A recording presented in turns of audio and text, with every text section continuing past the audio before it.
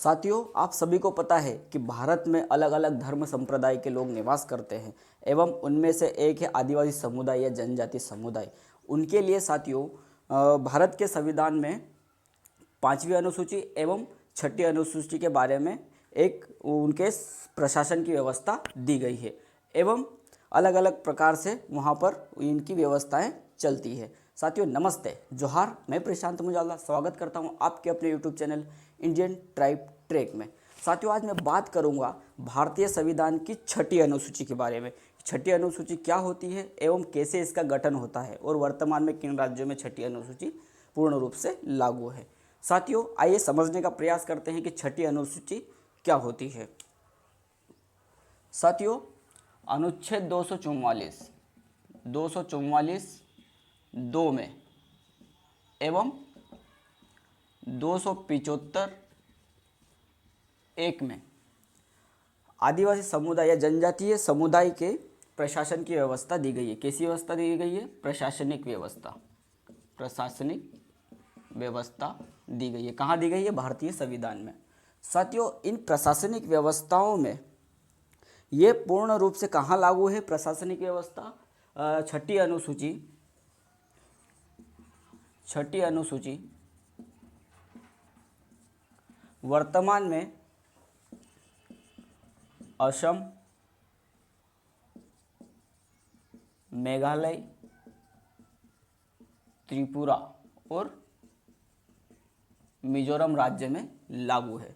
साथियों यहाँ के जो प्रशासन होता है वो अलग प्रकार से काम करता है, 6ठी अनुसूची के अंतर्गत काम करता है एवं असम, मेघालय, त्रिपुरा, मिजोरम इन 4 राज्यों में 6ठी अनुसूची लागू है और यहाँ पर राज्यपाल के द्वारा ज़्यादा शक्तियाँ दी गई है। किसको ज़्यादा शक्तियाँ दी गई है? राज्यपाल को। 5वीं अनुसूची में साथियों राष्ट्रपति को ज़्यादा शक्तियाँ दी गई है, पर इसमें 6ठी अनुसूची में राज्यपाल को ज़्यादा शक्तियाँ दी गई है। इसमें स्वायत्त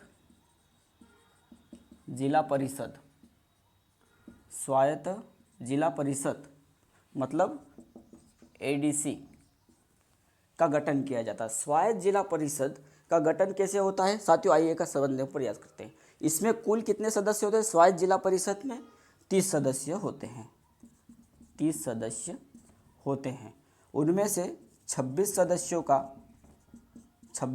का चुनाव होता है और बचे जो 4 होते हैं, 4 का राज्यपाल के द्वारा इनको चयनित किया जाता है, ये पद दिए जाते हैं। साथियों स्वायत्त जिला परिषद का कार्य, स्वायत्त जिला परिषदों का कार्य देखने का प्रयास करें तो वह भूमि से संबंधित कानून, वन संरक्षण एवं जंगलों के संबंध में कानून बना सकती है। ठीक है। विवाह से संबंधित कानून, तलाक से संबंधित कानून इत्यादि, तलाक, विवाह, वन संरक्षण, भूमि एवं कई प्रकार के ऐसे कानून बना सकती है जो कि वहाँ की उस क्षेत्र के लिए लाभदायक होगा और वह आने वाले समय में उनको व्यवस्थित तरीके से चलाएंगे। साथियों इन सभी कानूनों के लिए राज्यपाल की स्वीकृति लेना अनिवार्य होता है। किसकी सहमति लेना अनिवार्य होता है? राज्यपाल की सहमति लेना अनिवार्य होता है। अगर कोई कानून उस जिले में बन जाता है तो राज्यपाल को उसमें परमिशन लेनी पड़ती है। उस परमिशन के बाद में जब ये कानून बन जाता है उसके बाद में राज्यपाल की परमिशन मिल जाती है, तब वहाँ का क्या होता है कि विधानसभा का कानून, राज्य विधानसभा या संसद का कानून, कोई भी कानून इन स्वायत्त जिला परिषद, जहाँ जिस जिले में यह स्वायत्त जिला परिषद का गठन हो रखा है उस जिले में यहाँ का कोई भी कानून काम नहीं करेगा। ठीक है। और जिस कानून की अगर बात करें तो विवाह से संबंधित, तलाक से संबंधित, वन संरक्षण से, भूमि से इत्यादि तरीके से कानून बना सकती है एवं वहाँ का प्रशासन क्या करती है? चला सकती है।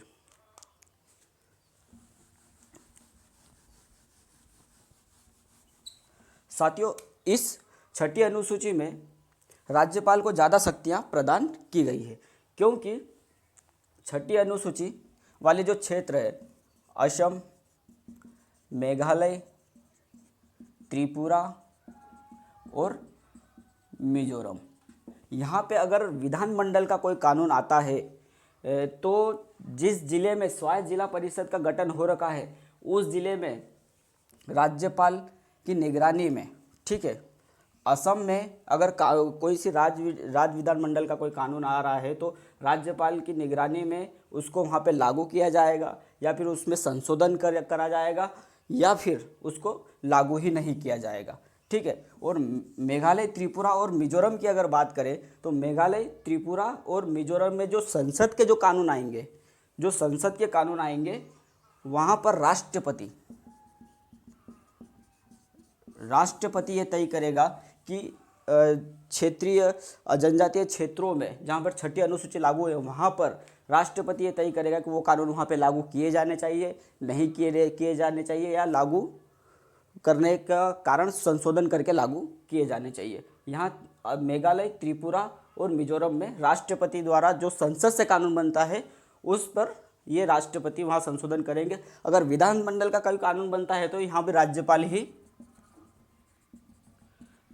ही लागू करेंगे, राज्यपाल की निगरानी में ही लागू होंगे। परंतु असम के केस में ऐसा नहीं है। असम के केस में राज्यपाल ही तय करते हैं कि विधानसभा का कानून या फिर संसद का कानून लागू किया जाना चाहिए या नहीं किया जाना चाहिए। साथियों, ये स्वायत्त जिला परिषदें क्या करती है, वहाँ पर टैक्स भी लगा सकती है एवं कर लगाकर वहाँ पर निर्माण कार्य भी कर सकती है, जैसे कि सड़क निर्माण हो गया, स्कूल हो गया, इत्यादि चीज़ों का निर्माण कार्य भी कर सकती है। एवं छठी अनुसूची जनजातीय क्षेत्रों के प्रशासन की व्यवस्था को दर्शाती है एवं उनकी संस्कृति, सभ्यता, वनों का एवं जो परंपरागत से जो चले आ रहे कस्टम जिसको बोलते हैं, सैकड़ों सालों से चले आ रहे उन संस्कृति को बचाने का एवं रूढ़िगत तरीके से जो चले आ रहे उनके न्यायपालिका, जैसे कि न्याय हो गया, जो भी उनके द्वारा व्यवस्थित तरीके से जो कानून चलते आ रहे हैं उन्हीं को संरक्षण प्रदान करती है क्या, छठी अनुसूची। ठीक है साथियों, आज हमने बात करी छठी अनुसूची के बारे में।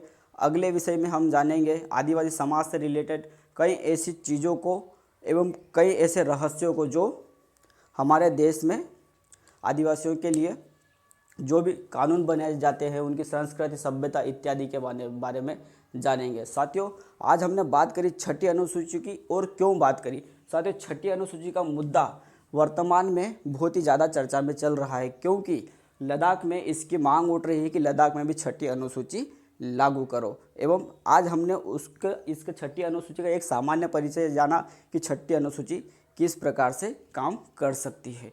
ठीक है साथियों, अब तक के लिए बस इतना ही। धन्यवाद।